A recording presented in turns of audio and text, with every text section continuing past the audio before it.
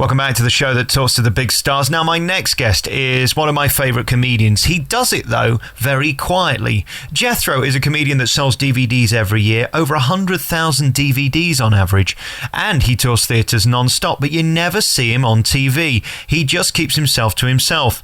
He's a comedian from down south in Cornwall, and this is a big part of his act, the accent and the characters that he brings with him.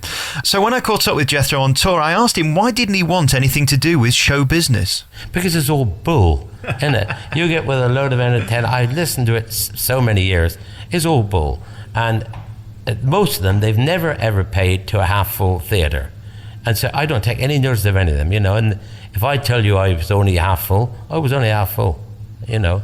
But we don't do that. And I think I've heard it once too often now, so I don't even bother listening.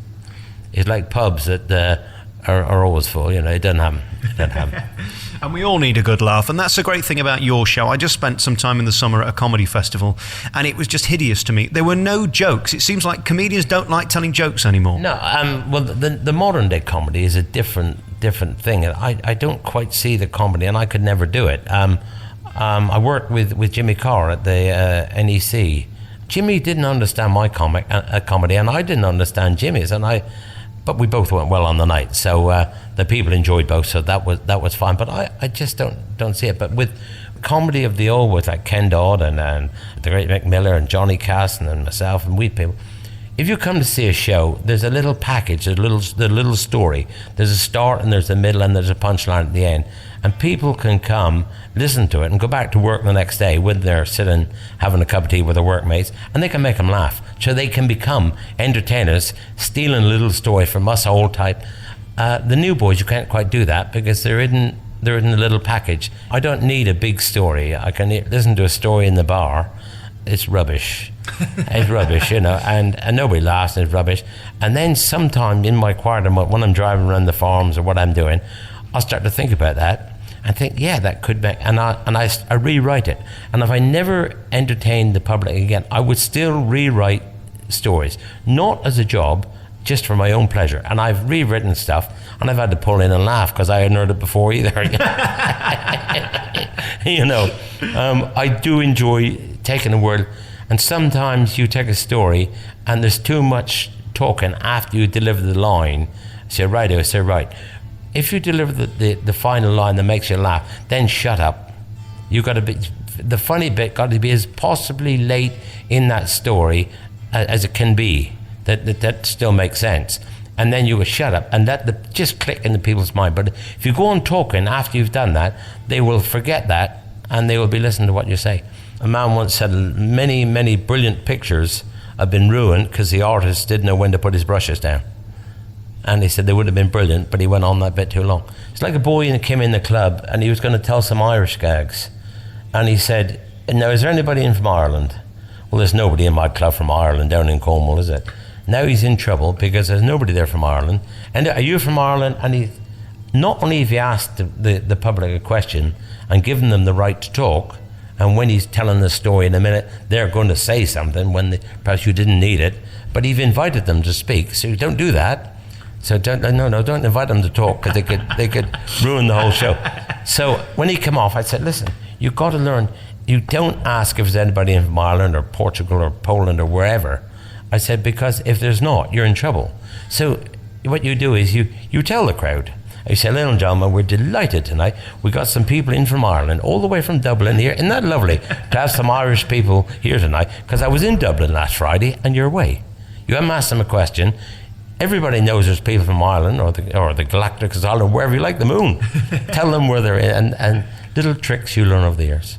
There's two things I love about you. Your glint in your eye and the fact that you never seem to get bored of hearing your own gags. I find that infectious to find a comedian that enjoys delivering his material. You do love your gags, don't you? I wouldn't need an audience.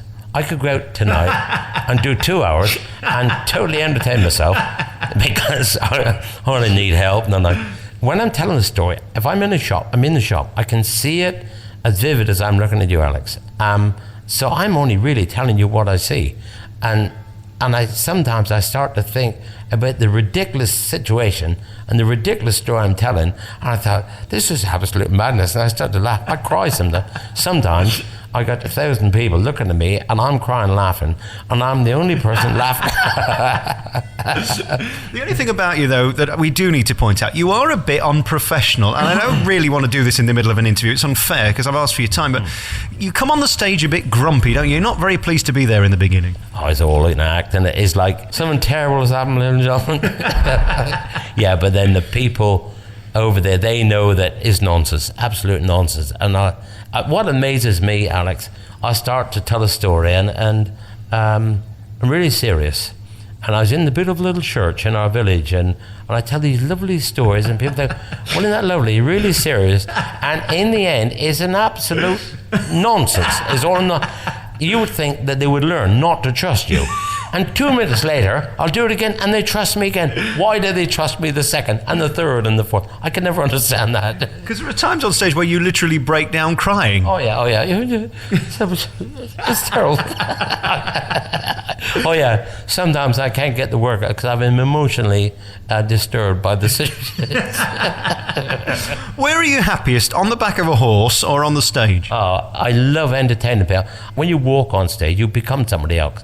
You become an actor, and that part of your being comes out, and you love being that part.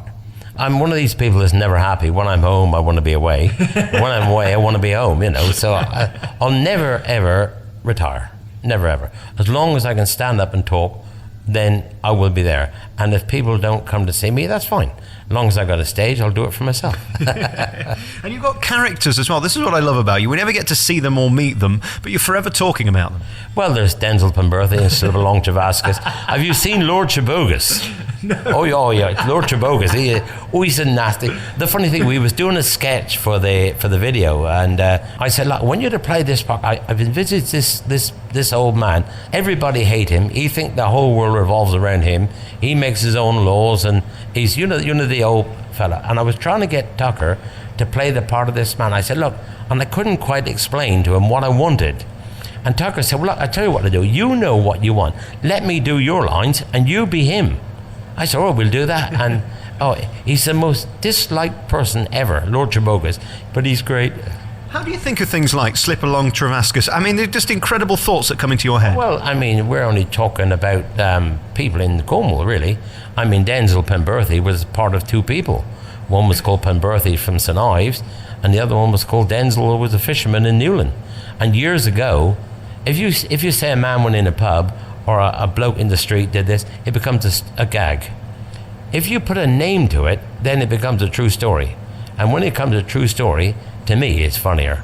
Just for the want of a name, years ago, 35 years ago, I put the two together, just off the top of my head.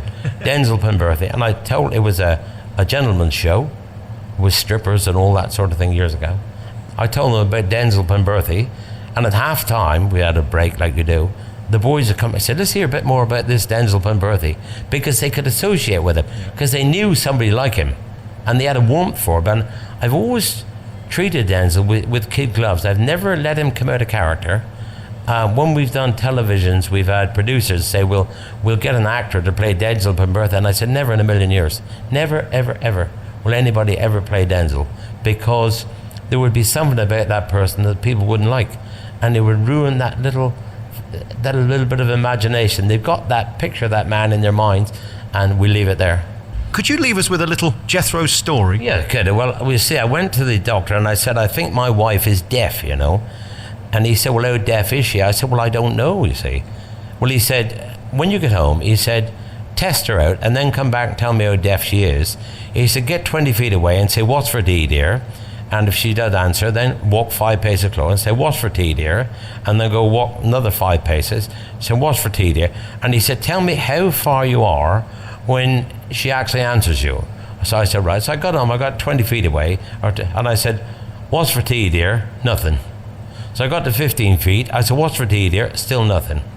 So I got to 5 feet, I said, what's for tea, dear? She said, I've told you 3 times, chicken. Jethro, thank you. Lovely, isn't it? Oh, great. Lovely to talk to you, Alex.